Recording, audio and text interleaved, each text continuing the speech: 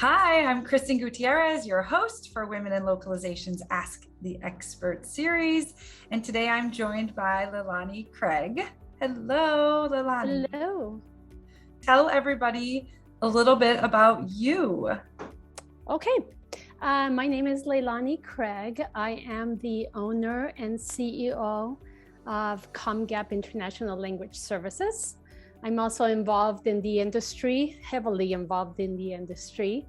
I am the chapter manager for Women in Localization in Utah. I'm on the board of directors for the Association of Language Companies, the ALC. And then I work with several other groups, that related to language and localization. You are extremely involved in the industry. To which we thank you for both your leadership within Women in Localization. I know running a chapter is no easy feat, and also just in general for all of the contributions you make to help advance the industry. Thank you. Thank you. You know them well because you do the same.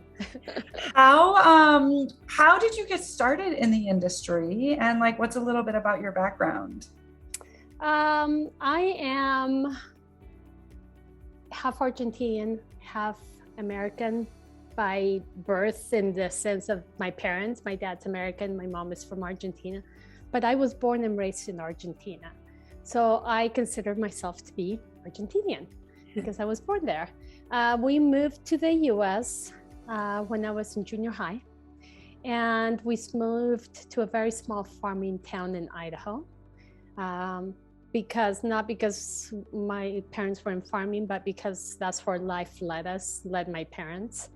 And people always say, how did you come to America? And I always tell people, because my parents brought me here. I was a kid. But in high school, I was hired by the local sheriff's office to interpret. And cool. That was my introduction to the industry. How did you go from being Argentinian to becoming an interpreter to owning your own successful translation company? What's the in between there? I had a very wise high school principal who took me aside and said, you could have a career in languages. And this is big for a tiny small town in Idaho, for my principal to have that foresight. And he opened my eyes. I would have never considered a career in languages. So I moved to Utah, went to the University of Utah, and I studied business, international relations, and I minored in Spanish. And I minored in Spanish to solidify my language base. At the time, there really wasn't a university in the country that I knew of that taught localization or had a full translation program besides perhaps Brigham Young or some universities back east. I was limited in knowledge. So I applied myself in studying and became an in-house translator. And by becoming an in-house translator, I also dabbled in interpretation, voiceover. My career grew. And as the years went by, I started freelancing on the side. And some of those clients suggested I take on other languages. And by taking on other languages, I realized I could have a business. So how long have you been in business? Carve was started in the year 2000.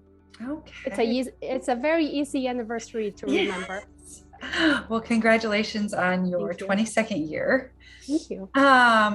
So in terms of your career, what is some wisdom that you've learned that you wanted to share?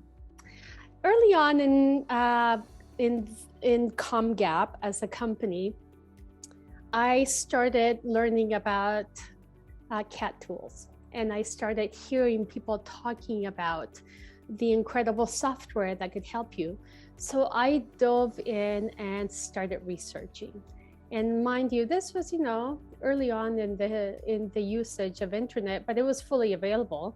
So I studied and I learned, and I bought my first CAT tool, and I taught myself how to use it. There wasn't anyone in town that I knew of that could actually teach me. So my career wisdom is put yourself out there.